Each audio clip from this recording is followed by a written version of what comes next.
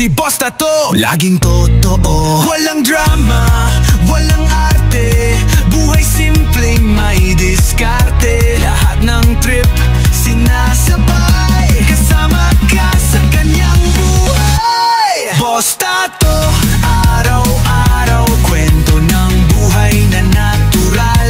Sa bawat vlog may saya't aral. Si Boss Tato, tunay na mahal. Boss Tato, sige lang, ikot ng mundo ay walang hadlang. Tuloy-tuloy ang good vibes lang kay Boss Tato.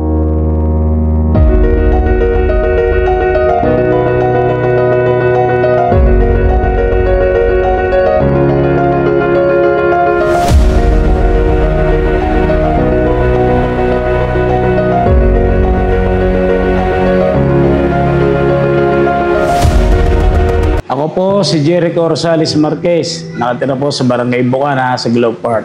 Bago po dumating na alam na ko po yung super tepo na yan, yung uwampong yan, ang inuuna ko po ay ang aking apo at ang aking mga anak at buong pamilya ko po.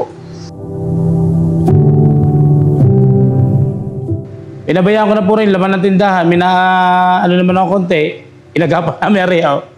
Yan, yung panganap buhay namin, sinagip ko rin para may pangkain kami sa araw-araw. Aray, nagbintaw sa evacuation ng mga chichirya at tinapay. Gano'n talaga. Dahil tuwing ganong may sitwasyon na talagang pangamba ng bagyo, ako po talaga maagang magawa ng mga cottage, yung mga pinanalo ko sa mga sabong. Pag naipupuntar ko siya, kinakain naman ng gayang panahon talaga. Ng tubig. Di pa ni bago na naman kami puntar. O paano saan kami kukuha? Wala ho. Aray, kagaya po ng naisalba ko po. Noong nag-champion po sa sabong na 87,000, nag-ati kami magkumpare. Tumama pa po ako sa STL ng 7,000. Ari po lang ang naipundar ko eh. Ari yung kape, dinapay. Ari ho na may bigay ng ayuda dito sa amin. Ayan. Ari lang napundar ko, yan, chichiriya. Makakasapat po ba rin sa doon sa Echumel na aking pinag-umpisahan? Ay wala ho, inalalaso eh. Yun ang ebidensya. Ayun ang natira, ubos lahat, pinabayaan ko at gusto kong maisalba ang buhay ng aking mga anak at aking mga apo. Pinabayaan ko na po sila. Ito ang ebidensya ng dilubyo. Isang paalala kung gaano kaliit ang tao sa puwersa ng kalikasan.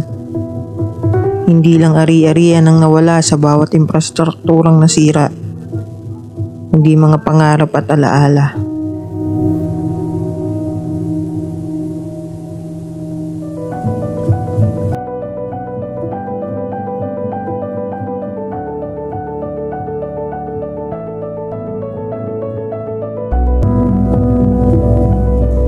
Ilang araw pagkatapos sa gupitin ng Bagyong Uwan, ay unti-unti nang bumabangon ang komunidad na ito. Ngunit sa isang munting tahanan, may isang katahimikang hindi pangkaraniwan. Ilang araw pagkatapos manalasan ng bagyo, ay pumanaw si Kuya Jeric dahil sa stroke. Naulila niya ang kanyang asawa, mga anak, apo, at mga magulang at kapatid. Ako po si Chris Abigail Bantay, asawa po ni Jericho Rosales Marquez. Napakasakit po nang nangyari po sa amin. Pagkatapos po ng bagyuhan, sa evacuation, hanggang sa makalipat po kami dito. Yun nga po, hindi pa po kami nakakatapos ng mga gawain namin dito. Talaga pong pinilit niya po na maitayo niya po kami ng isang cottage. Yun po pala yun po ay huling gawa niya na po sa amin. Ang ano ko, meron na po siyang nararamdaman pero hindi po siya nagsasabi sa amin. Tapos nung hindi na siya nakapagpaalam sa akin na aalis na, tapos nagpunta siya sa magulang niya, doon na po siya inabot. Hanggang sa inatake na po siya. Tapos yung naabutan pa siya ng anak kong bunso, ang tanging nagawa niya na lang yung humawak siya sa kamay ng anak ko na mahigpit. Tapos pagdating niya sa BSU, nag-sign up the cross siya. Wala na siyang nasabi sa amin, wala nang nabilin. Kaya napakasakit talaga ng pagkawala niyang biglaan. Eto naman, meron siyang naiwan sa amin. Yung mga tumulong sa amin, mga kaibigan niya. Ngayon nagbunga lahat ng mga kabutihan na ginawa niya dahil sa pagkawala niya, maraming tumulong sa amin. Maraming salamat po sa mga tumulong sa asawa ko, hanggang sa ospital, hanggang sa siya'y mailibing. Tapos yung mga tumutulong sa akin dito sa pagtayo ng tindahan, maraming salamat po sa inyo. Haba po akong nabubuhay, tatanawin ko utang na loob po sa inyo yung mga tumulong sa asawa ko. Nagpapasalamat po ako at maraming nagmamahal sa kanya. Kahit po kami mahirap, salat sa pera, marami naman po siyang kaibigan na nagmalasakit at tumulong hanggang siya po ay mailibing. Kaya ang tangi pong pangako ko sa aking asawa, lahat ng iniwan niya, aalagaan ko.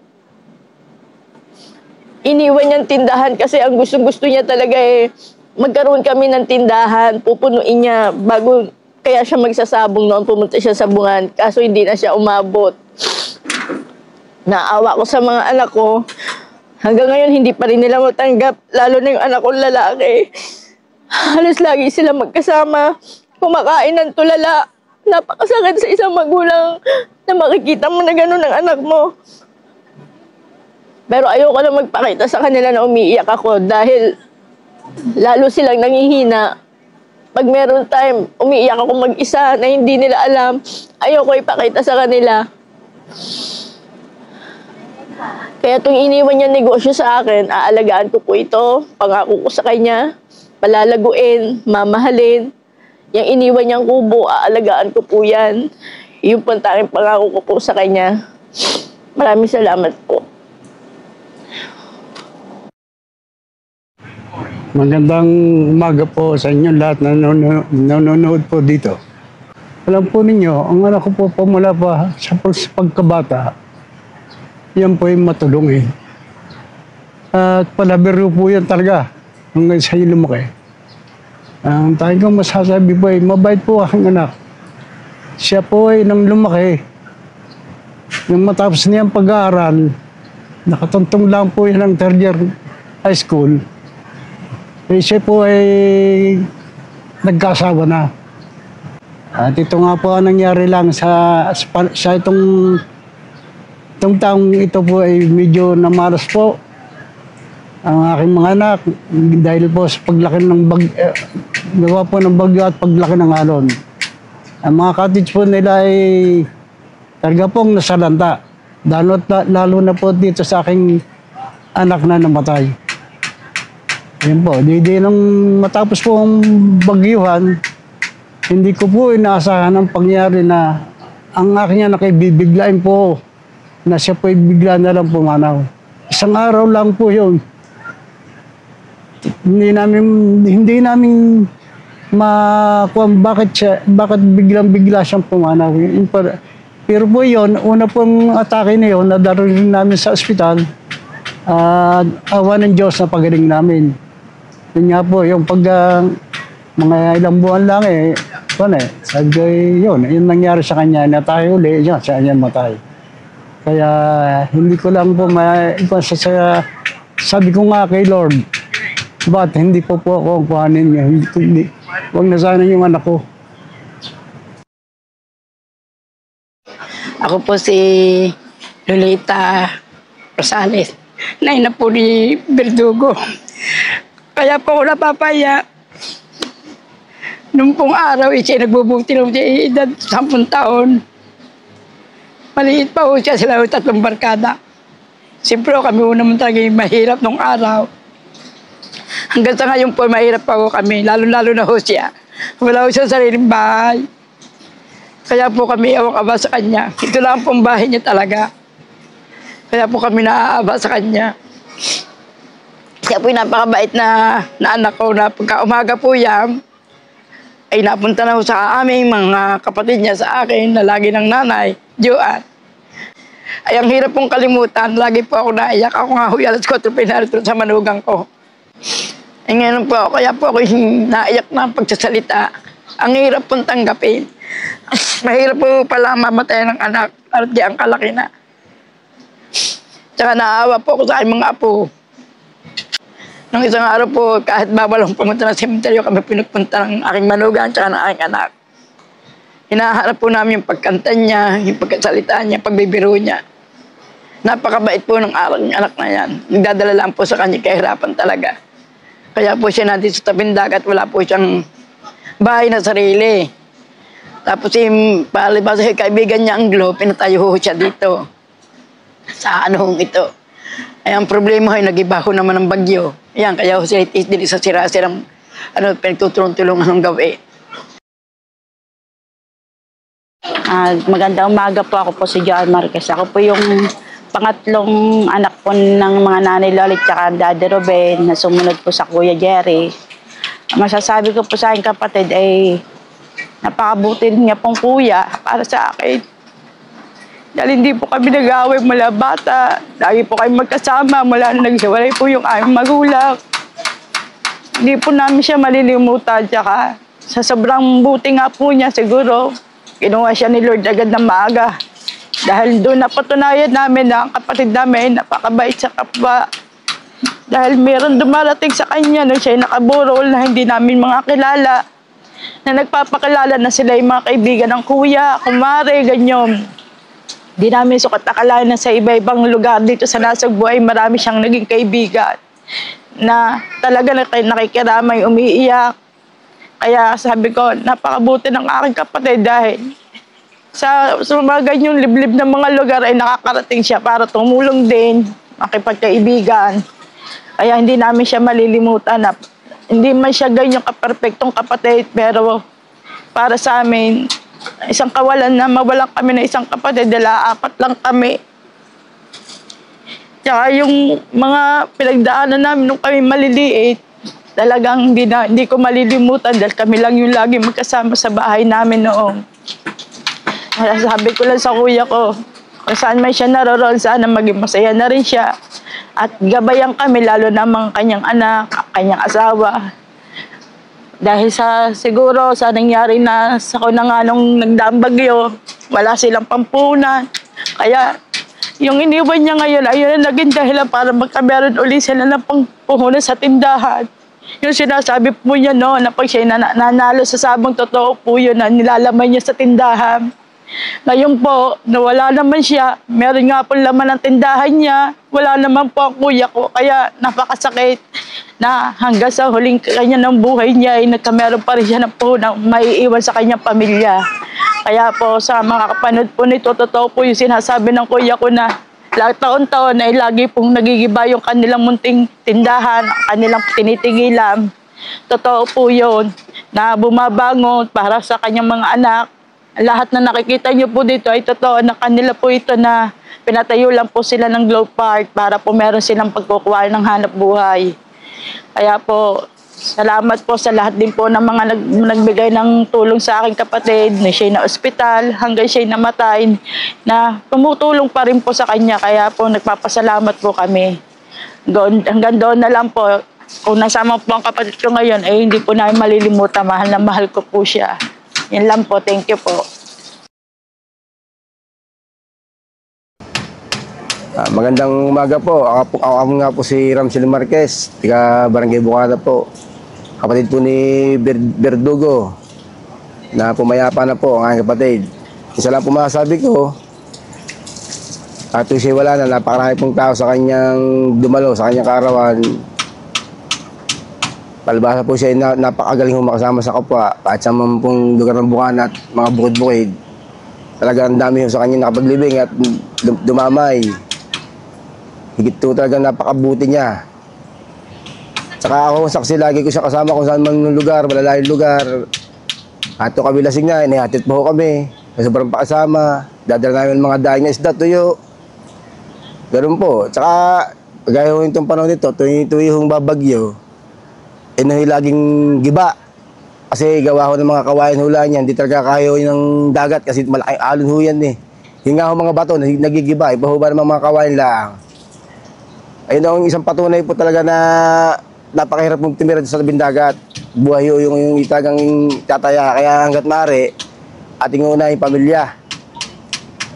Kahit masakit na mawala yung ating ipinundar sa maliit na halaga, tagang kailangan, basta malaga po, buhay yung mga pamilya natin. Kaya itong taon to, yun po nangyari. Panibagong gawaan na naman po. Hindi pa wala kung saan mag-uumpisa. Pinagtagpi-tagpi ng mga nag-iba, pinagtagpi-tagpi, kung ano yung aari. Nasa gano'n, makapagsimula uli, nakapaglaman ng konting tinda, mga 2,000. Doon mag-uumpisa, gano'n kahirap. Ang katayon ng aking kapatid, di siya nabubuhay. Bilang siya ho'y pundasyon ng tahanan nila, siya ho'y lalaki, siyang ama, siya ho'y lahat. Kaya ang ate-abi ko yung asawa, hirap na hirap po yung mag-umpisa, napakahirap lahat, wala na siya. Yun po masasabi ko, talagang napakahirap, mawala ng isang kapatid. Lalo't hindi namin tanggap, paano kong gagawin, talagang wala na ho siya. Dahil talaga ho siya kinuha na ng Panginoon Diyos. Pero isa lang po masasabi ko, napakabait pong tao. Napakadami mong dumama, hindi siya nilibing na pagdadami ng tao, sobrang pakasama. Kung sino-sino nadating nyo, may mga dalang kamote, kung ano man, lahat na. Talagang hindi naghirap ang aking kapatid. Ang dami yung tumulong. Ang dami yung nagbigay sa kanya. Maging bagay, bigas, pansit, makarigado, lahat. Lahat na. Talagang napakasakit itong tanggapin. Kaya andito po kami ngayon, tutulong-tulong sa tabing dagat. Dahil giba-giba po yung kanyang mga kadis-kadis po dito, di ito yung panimula, aming sa malit na bagay na kubo. Magandang umaga po sa inyong lahat. Ako po si Jam Ashley Marquez, pangalawang anak ng Jericho Marquez aka Verdugo. Ang aking pong amay masayahin at palabiro sa amin. Siya po ay laging nakasigaw pero para sa amin normal na po ito. Ang mamimiss po namin sa kanya, yung lagi niyang pang-aasar tuwing umaga.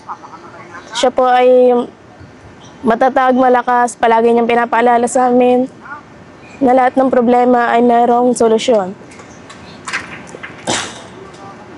Ang mamimiss po namin sa kanya tuwing umaga.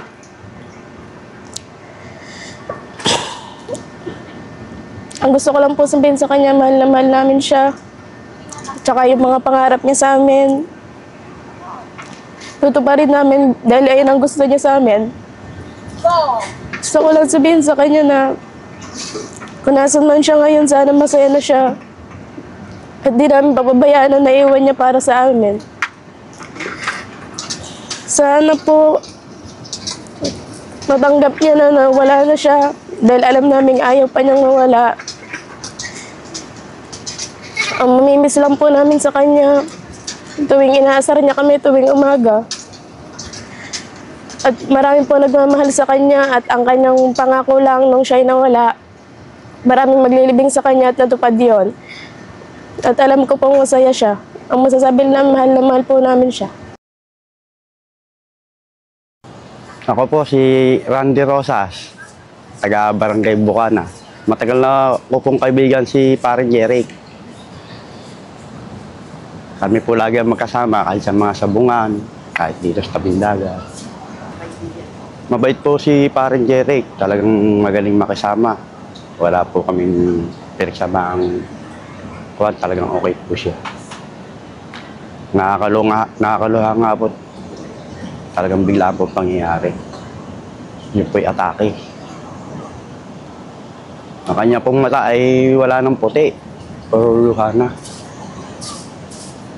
Yung aming binuhat. Hindi na po mailakad ang paa. Nagpatulong ako sa kanyang pamangkin para malas-las bumuhat sa kanyang anak. Ang ginawa ko binuhat ko rin po ang paa para makapasok sa loob. Yun, ganun po nangyari. Ako si Estelita Salazar, kapitbahay ni Jericho Marquez. Kumare, kaibigan, kapatid, kaaway. Talagang, pero napakabait ng tao na yan. Siya na ang aming bungangaan dito sa dagat. Talagang wala akong masabi sa taong ayan. Siya ang nag-iisang lalaki namin dito. Walang iba. Dahil kami puro mga single, mga kapitbahay niya. Talagang bago siya umalis, gumawa pa siya ng isang kubo, yung sa dagat. Binigyan pa niya ako ng 50 pesos para sa pagsimba ko. Hindi naman namin nakalain na mawawala na siya. Wala siyang napagsabihan dito na aalis na siya, kung saan siya, wala. Basta ang sabi niya lang, magpapatuka siya ng manok. Wala. Pero ang tingin namin siya nung sa kanya, medyo malungkot na siya. Dati siyang maingay, nung araw na yon wala. Puro ngiti lang ang ginawa niya. Napakabait na tao. Halos buong barangay nga dumating sa kanya. Lahat, napakaraming tao. Napakaraming kaibigan. Kaya hindi mo masasabing hindi siya mabait. Magaling siya talagang makisama sa tao. Tangan nga lang at ang mga nagdadala sa amin kahirapan. Yon. Talagang wala akong masabi kay Jericho. Napakabuting tao niyan. Saka magaling siyang makisama. Lahat ay gawa niya. Talagang para sa pamilya niya yung tindahan niya talaga. Talagang ayan inadhika niya. Totoo yung sinabi niya na inunti-unti niya yon para makapagawa siya ng tindahan. Pero wala lang din nangyari. Na ano rin ang dagat. Siyempre, kumakain, walang hanap buhay, mauubos talaga yon. Pero ngayon yan, nag-umpisa uli ang asawa niya. Nag-unti-unti na uli. Yung ginagawang kubong yun ay tindahan niya. Ginagawa ng mga katropa, yan.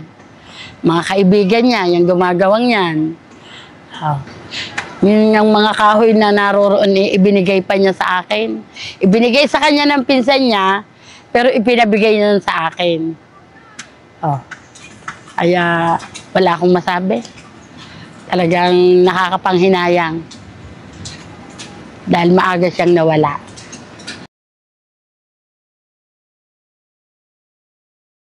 Magandang umaga po. Ito po yung aming bahay ni Jericho na halos magigiba na po, hindi na po nagawa. Halos babagsak na po, aayusin na lang po namin to para meron po siyang remembrance sa amin.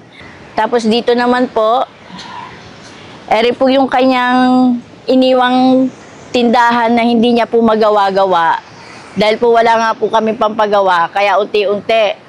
Ngayon, eri po, tinulungan po ako ng aking mga kaibigan, biyanan ko, para maitayo na po siya. Gawa, yan po talaga ang gusto niya, na magkaroon kami ng tindahan na mapapwestuhan.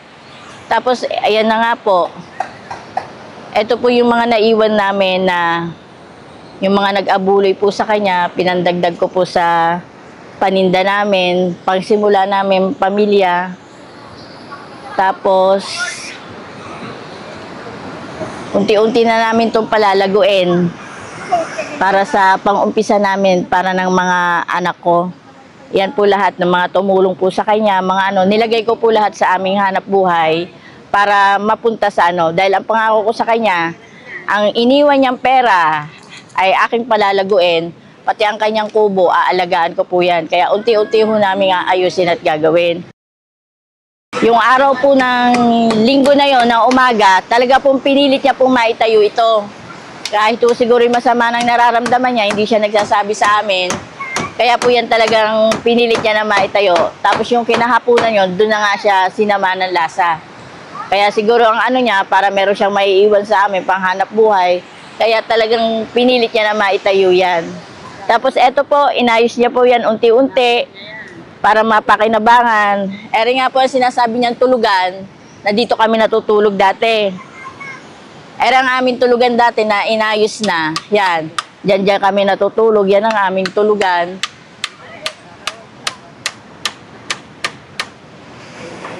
Tapos kung magkakaroon ng unti-unti, magtatayo kami ng panibagong kubo o pang panimula. Yun na nga lang pag bagyuhan, gano'n na naman uli ang mangyayari. Magigiba na naman, maghahakot, mag-i-evacuate. Kaya lang, malaki ang pinagbago. Kuhanan ko lang po si nanay. Dahil wala na siya. Sa bawat trahedya, may kwento ng pagdadalamhati. Pero may kwento rin ng pag-angat. At sa pamilyang ito, ang alaala ng isang ama nagsisilbing ilaw sa madilim na panahon. Hindi matatapos sa bagyo ang pag-asa. Hindi matatapos sa pagkawala ang pagmamahal. Ito ang kwento ng isang ama at ng pamilyang patuloy na bumabangon. Kahit paulit-ulit man silang sinubok ng panahon.